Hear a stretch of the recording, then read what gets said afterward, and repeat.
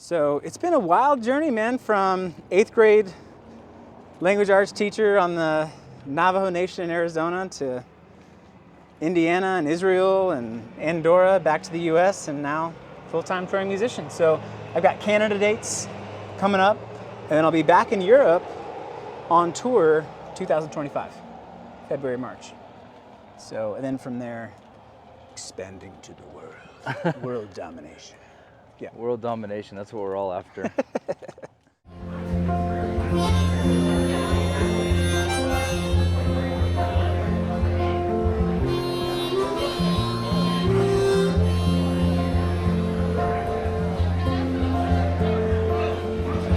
Coming back to my hometown, back to the start of the road.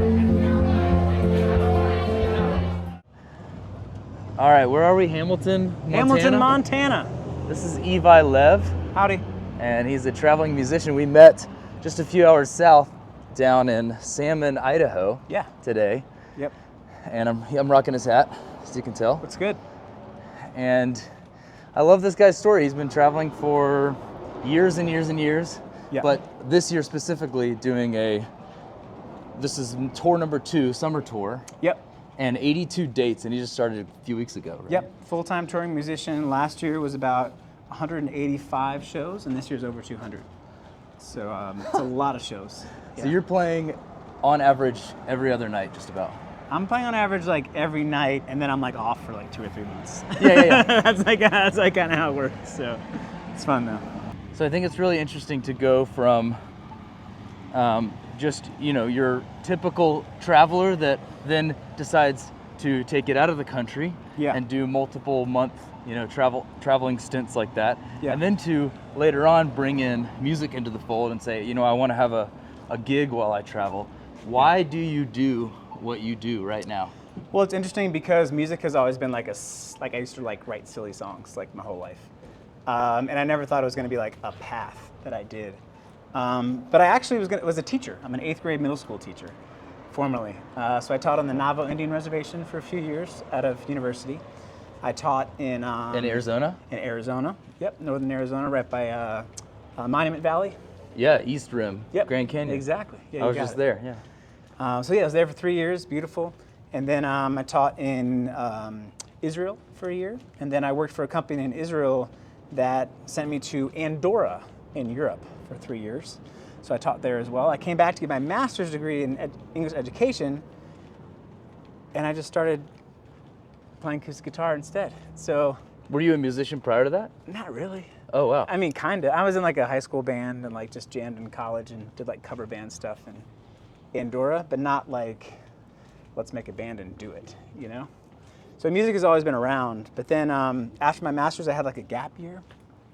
And I went back to Maryland and just hanging out, started doing shows. And, really the only people who would come to my shows were my parents and like 2 or 3 friends. Yeah, everybody starts somewhere like that. And then they were like, when's your next show? And I was like, I don't know, it's a good question. So then like the breadcrumb just kept going and people really liked it. And I wrote songs, I recorded the songs.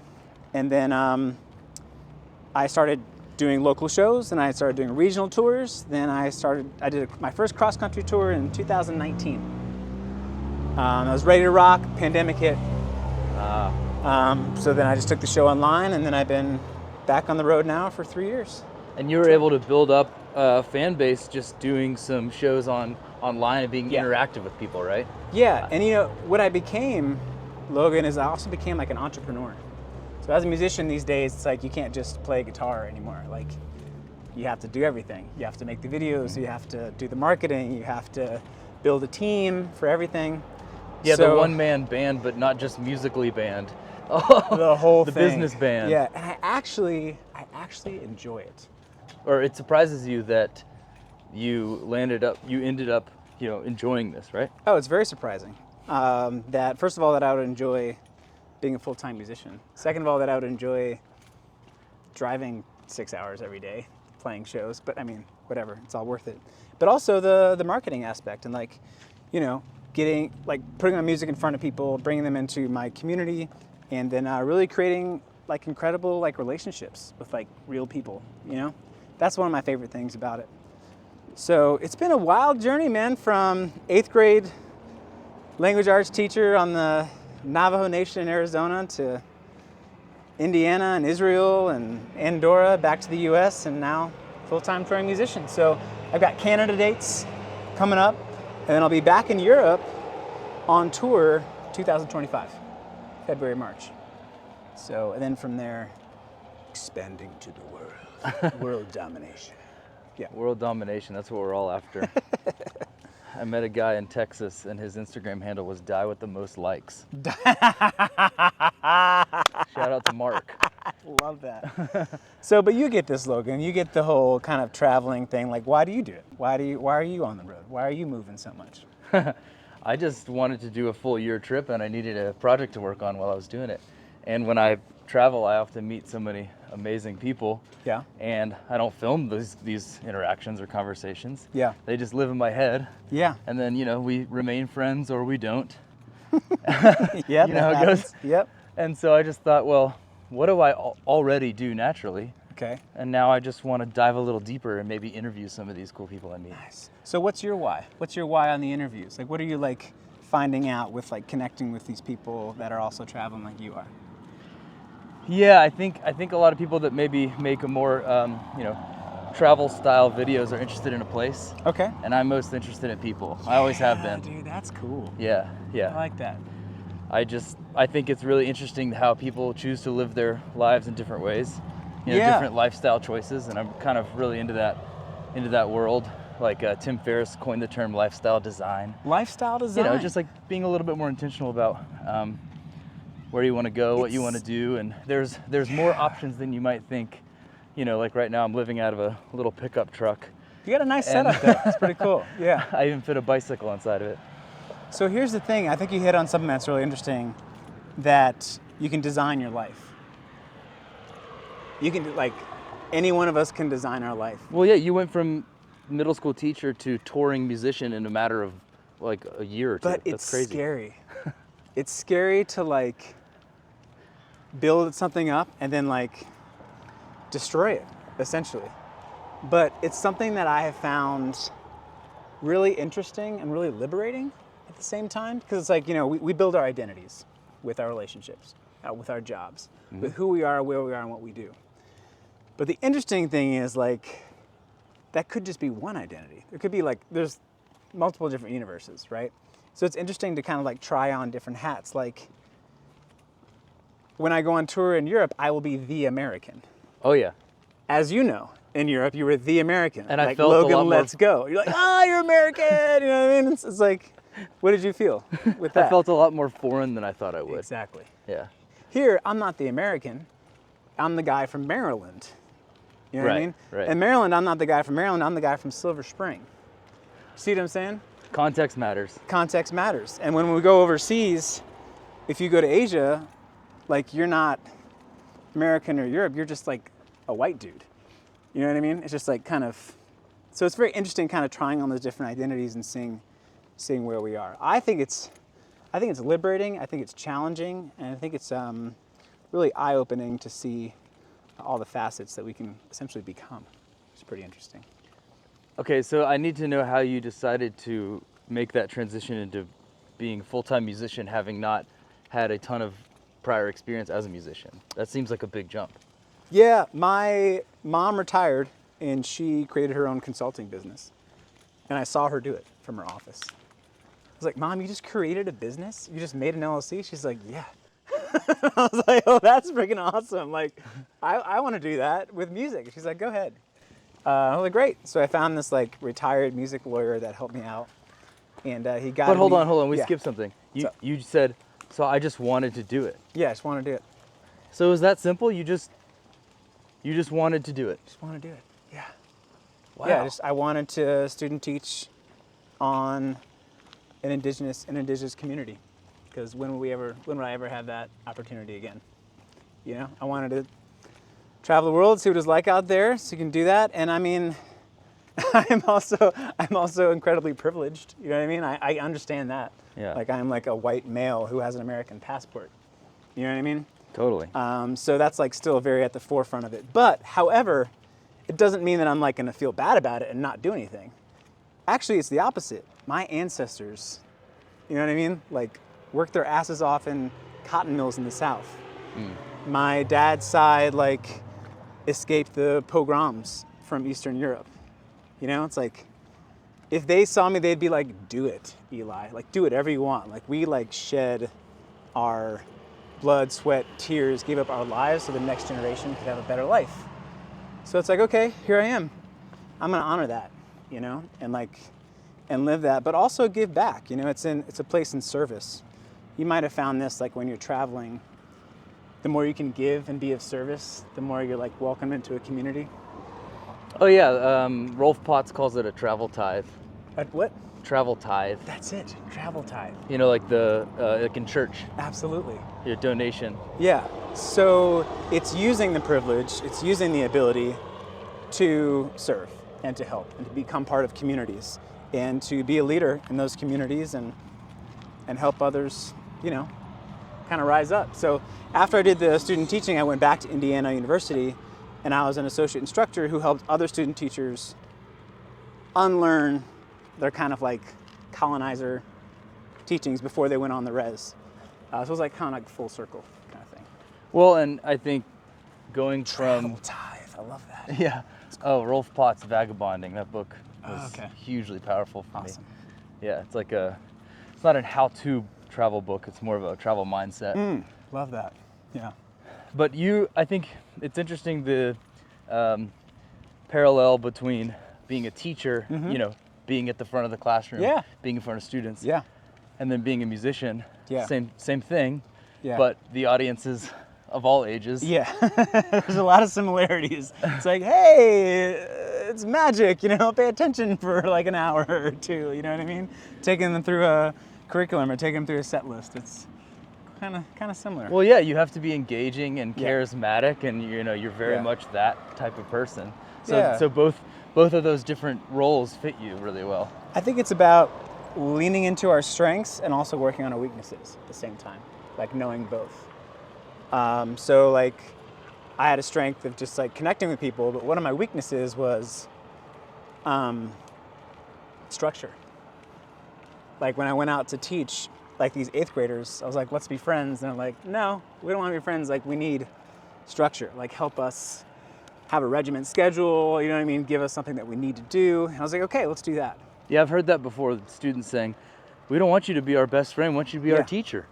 And the same thing is happening with shows. Every venue is different. Some venues want me to be like, you know, a little bit of country guy. Sometimes like the pop guy. Sometimes it's the songwriter. Sometimes it's the cover dude. And so like being able to like step into any of those roles is really interesting. It's actually, it allows me to grow and adds those kind of facets to the performance and the character. So, yeah. How do you go about weaving in your original music in with covers?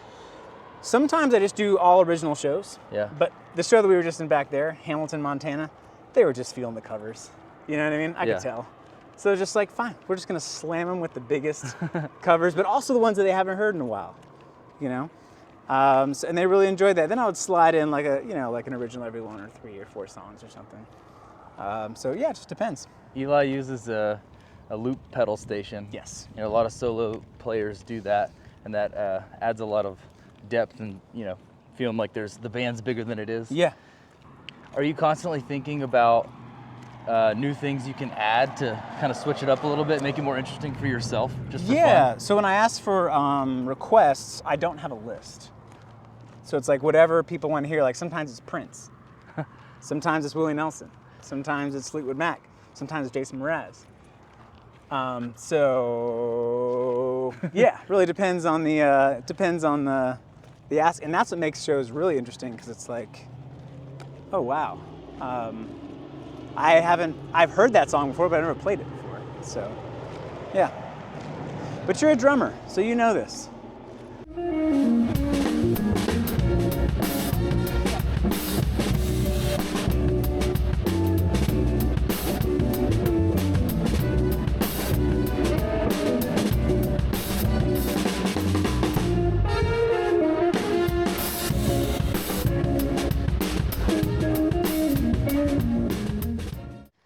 Eli, what is something you've learned about yourself? What is something you've learned about yourself in these last few years, you know, as a touring musician, in this different chapter of your life, like going from a teacher to a musician? Man, I didn't realize how much I could push my body, my voice. And I didn't know that I was capable of things like this, you know? You mean moving, traveling, and performing every night? Yeah. Yeah, that's a lot. Yeah, it's nuts. And it's not like I have like a crew. It's not like I have a driver, you know what I mean? Or like a roadie, or like other band members, or like anything. It's Or like, even a photographer. no, I mean, now I do. It's great. Thanks, Logan. But yeah, it's hard. It is hard. But there's a certain rhythm to it, a certain flow. And once I kind of get into that space, it's kind of like, yeah, there's this, flow state. Flow state. Yeah, you get used to it over a certain amount of time, right? Mm-hmm. Yep. And connecting with people at the shows, like I have a community called the Levitators. Get it? Eli Lev. Levitators. Cheesy like that. So like seeing these folks like come out after watching me online for like 2 years, you know what I mean? And then like coming to their town in Indiana, or like coming to their spot in New York or Louisiana. So the Levitators is your fan base. Yeah. Yeah. It's like Deadheads or Yeah. right? Yeah, exactly. That's cool. Yeah. So that's just amazing. Like seeing people's like entire like, you know, eyes just light up. We have the best time. They bring like brownies and like food and stuff. They have like cards, and they make these like homemade things. It's like pretty wild. And like I am not famous, obviously, but it's just nice to feel like appreciated. No, that's amazing. It's nice to feel appreciated sometime. Especially going from a different corner of the country that you've only maybe visited once or never. Yeah. And then like somebody knows Someone's you. there. Yeah. Yeah. So just like in Salt Lake City, saw big time, long time Levitator, Michelle, and she connected with me 4 years ago online, just from like a, you know, Facebook ad, and we've been besties ever since. So like it makes it all worth it. It's pretty cool. All right, I gotta know. Yeah. I gotta know what is there an end to touring musician life and like a whole other new career? Yes, there is. So we got a Oh, sprinkler we got boy. a sprinkler right here.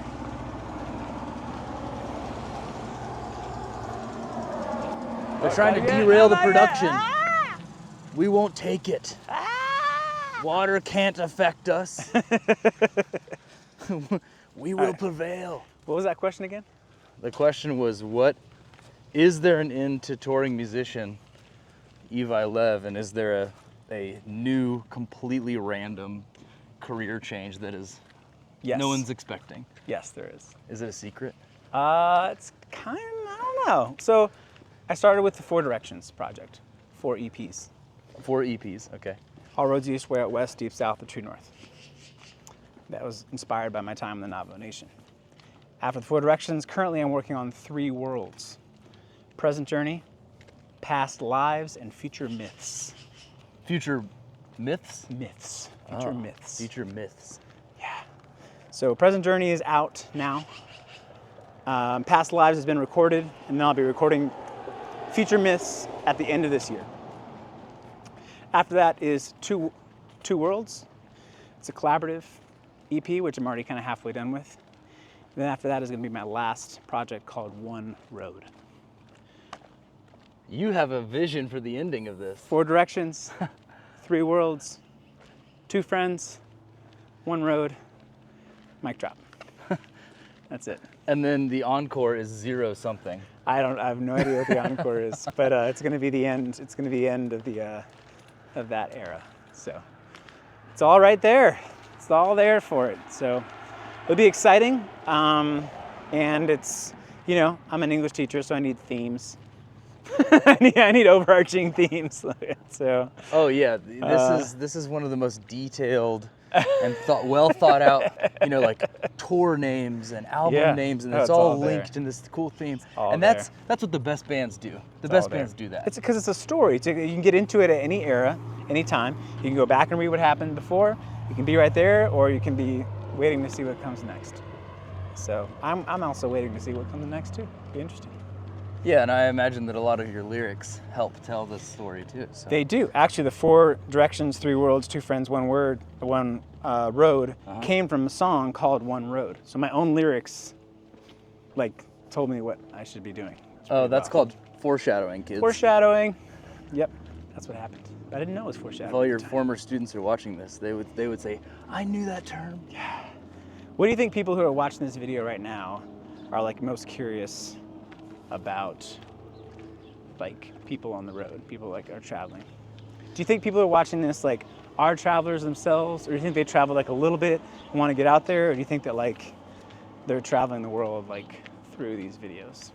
Oh, it's probably a combination, right? Yeah. So you have people that haven't yet taken that step and really want to. And you have maybe people that are extremely experienced, far more than you and me. Oh yeah. Oh my gosh. are looking Dude, at we're us like and going, babies. little You haven't been to newbies. Asia yet. Yeah, Yeah. right. Have you been to Asia? No. No, I didn't mean No. Yeah. The world's huge, man. Oh, yeah. It's fucking massive. Yeah, I mean, if it takes 4 months to road trip around the U.S., and not even see 5% Right. of it. So Yeah, it's wild. Yeah, what would you say to someone who's like watched this video, who's like traveled a little bit, but like wants to get out there again? Like, oh, I would just Who's say got a little zero bit of hesitation, wanderlust? go. zero hesitation, go? Yeah, just save up a little bit of money and go to the place. What if there's still some hesitation, like in folks? What if there's hesitation? Yeah.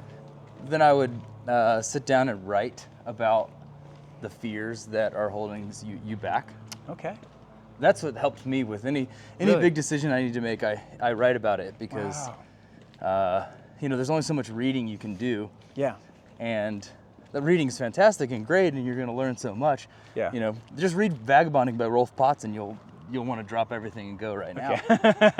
Okay. But I haven't read that. it's also good to like really sit down and write, because I always say that writing is organizing your own thoughts. Right? You can think forever, but It's like seeing your sometimes thoughts. sometimes there. when you just write it out, it puts it in order, and you actually make sense of something that you didn't know was really there. Yeah. Or Yeah. Love that's that. helped me at least. Yep. Love that. I feel like I should write more. Yeah. You write songs, I write songs. and yeah. you write curriculums. Yeah, that's true. Maybe next is books. You're gonna write a book? I would love to write a book. Yeah. That's definitely one of my life goals. There you go. But I don't have a whole lot to say at this point. I need to. Oh, I you got need a something couple to more say. decades. We all got stuff to say. That's great, man. What do you have a message for aspiring musicians or teachers?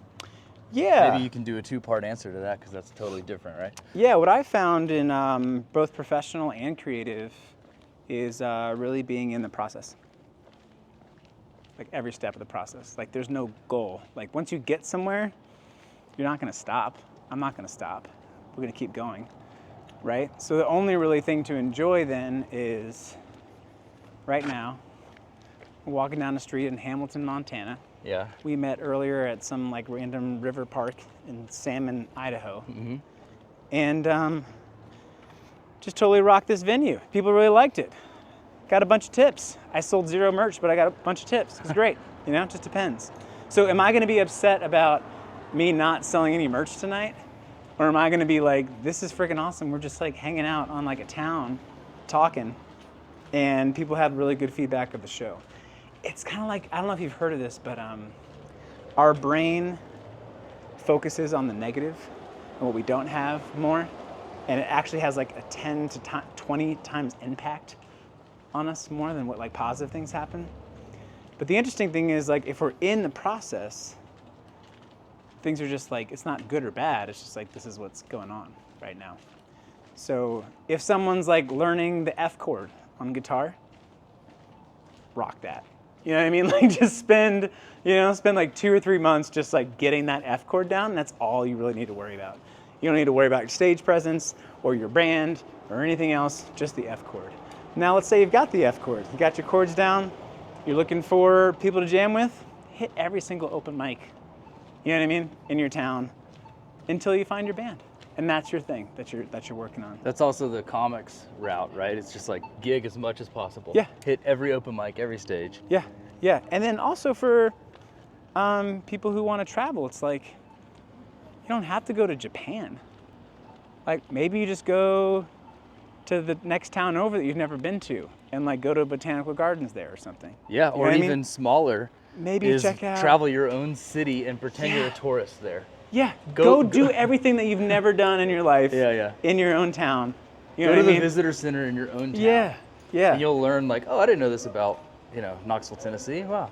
Absolutely. And I think that like, we're tending like we have to like go big or something. We have to be like famous right away, but really the process of getting there is just as enjoyable as the achievement per se. So we got an Eli Lev hat on. What's sweet about that? It's pretty cool. It's a good start. Yeah, this is the enjoying the advice I process. have is buy Eli's merch. Forest green hat. You'll look like a park ranger. Yeah, dude. Whatever you told me to do, I would do if I was like in a forest right now. If you're like, don't go on that trail, I'd be like, okay. Yeah. That's so funny. Cool, man. Ran into a really nice park ranger last night that had the biggest beard ever. Oh, that's awesome. I was like, oh, they let you keep that thing? He's like, yeah. Not at the police department, but The park rangers? in the woods, Yeah. it's all good. Awesome. Yeah, this is really cool that Eli decided to take some time out of his night to do this with me, because I met him a couple hours ago. Yeah. And he's got to hop on the road and drive 5 or 6 hours to Spokane for a 10 a.m. radio show. Yeah, it's about 3 hours to Spokane and then another 3 hours to my gig after that. So, yeah. And the sun is setting here in Hamilton, Montana, and I just, stole 30 minutes of this man's life. So Nah, man, it's been a pleasure. Thanks Yeah. for saying hey. And you drove 2 hours to get to my gig, so thank you for driving. it was all a that beautiful here. drive. It was worth it. Yeah, awesome. Thanks much, man. Thank you, bro. Appreciate it. Yeah. Shit, Logan. Subscribe to my channel. Let's go. Let's go. Yes.